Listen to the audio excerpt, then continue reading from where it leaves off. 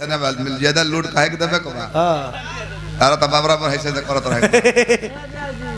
अब देखो व्यवस्था जान तो रुका हो गइल बा क्या क्या अब डबल ड्राइवर गाड़ी पर रखे पड़ता। हां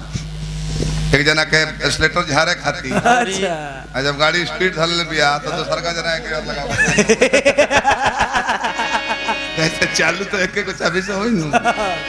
कोनो बात ना बुलेट बुलेट देखो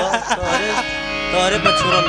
बुलेट पर ध्यान दे। देखो जौन लइका रोवेला ना ओकरा के खाना ना दिए कागज जमा बा फाइल जमा बिया भाई जमा बानू इंद्रो आवास से को पास करा दिया का दिक्कत देखी सुनवाई कहिया ले होला अब अभी जगले बड़ा भैया अरे सही कनी हां तो चाय चुआवे 1 बजे वाला बात एक चाय चाय चाय आवे चाय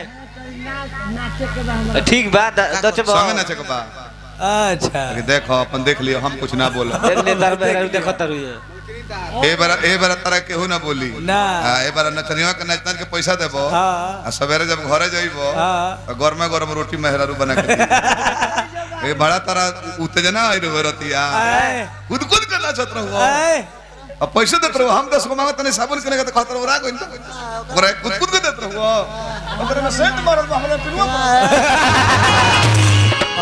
देख लिया हम ना कहबे में हां समझ लिया अपन अब नच बताबो का कोना जा ऊपर आ जा भैया आ जाओ भैया आ जा तने हिल जा भैयो उका बुझा कोई ना बुझा भैया आइए आ जाओ और बा बास के कोई वजह से लपके कमरिया हिरनी के जैसन गोरी दिल छी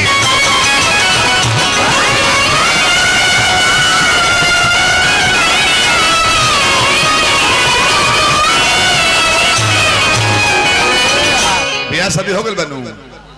लड़की से बोल बा हां भाई तू कह जा तर मुर्गी से भइल अंडा बेचले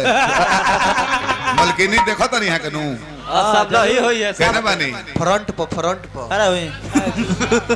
लइको देखो पैसा देली ह चला कोनो बात ना देख ले जुती उती नया किनाइल बा कि ना लइको देखत है होई देख लिया भाई हमने एक बात और अपन देख ले हां समझ ले सवेरे कितना प्रसन्न मुद्रा में बाड़े इतना रहुआ से को हंस के ना बोलत है ना अरे बात ना